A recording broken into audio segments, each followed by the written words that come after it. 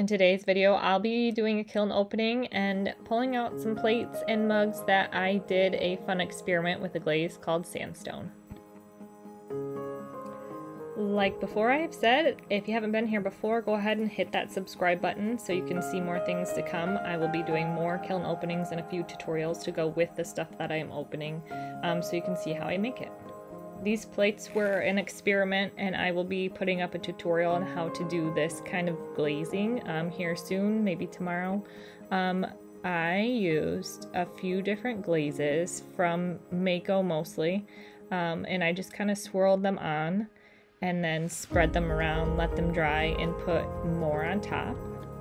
These plates specifically have lavender mist and raspberry mist as the main colors, and then the blue around the outside is moody blue, which is a stroking coat, and I just put it on there and kind of swished it around with my finger to kind of spread it out and encourage running. And then I covered it in 2 coats of sandstone, and then around the rim, after everything was dry, I added a layer of pearl white from Spectrum to kind of encourage that fluxing of all the colors together. These spoons didn't turn out, obviously. They fell off the little spikes that were supposed to hold them up so that they didn't stick to the kiln shelf, but obviously that was a major fail. So those were just kind of experiments as well, trying to see if I could glaze most of the spoon without having to put a hole in them to hang them from a rack, but I think that's what I'm going to have to do in the future. They were pretty much all ruined, but it was a good learning experience anyway. Here's 2 more of those plates. I didn't end up getting any pictures at the end because I took these out right before I was going to a family gathering, and somebody actually claimed these. My Nana, I sent them to her in the mail, and they should be getting there today, so hopefully she'll send me some pictures because I didn't get any good pictures of them after I took them out of the kiln. But they turned out so cool, and I think that I will be baking a lot more of these, even for myself. I don't usually sell very many things, but I give them away as gifts as I can, so it's just fun to do.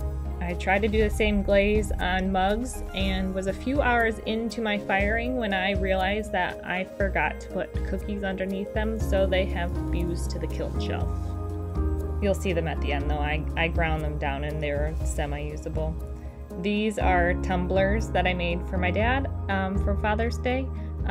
This is Mayco's Satin Matte Black on the outside, and then Amico's Obsidian on the inside, and I really love this combination together.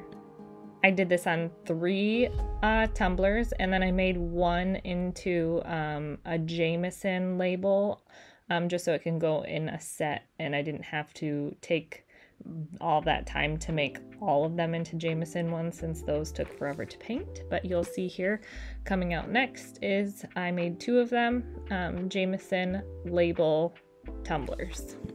I made one of these for my dad for Father's Day, and the other one, my great aunt, who I also call Nana, drinks Jameson whiskey all the time, so I made her one as well. I started by using a Cricut stencil and then kind of painted the image in the middle and added to the hand lettering a little bit, but mostly it's a stencil and it turned out really nice. Before I ripped the other mugs off the kiln shelf, I did a mug for a coworker of mine.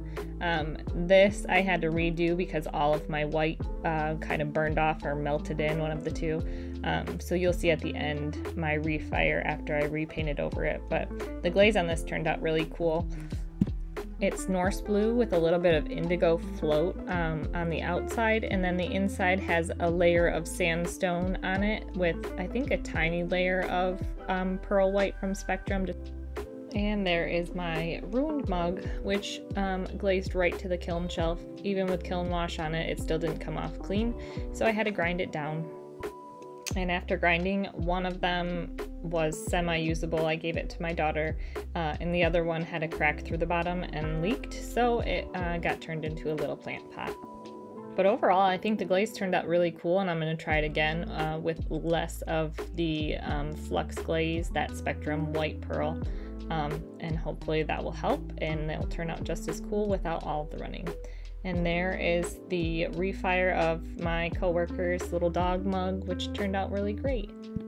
I love the bottom with that ripple wire, and the inside turned out really awesome as well. That sandstone really leaves these pretty gold marks, which I love, especially with the blues. And then here's a few glamour shots of those ruined mugs that I ground down. I didn't end up getting pictures of the plates because I sent them off to Florida on accident before I took any, so this is what we have. Hope you enjoyed. Hit that subscribe button and we will see you next time. Thanks for watching.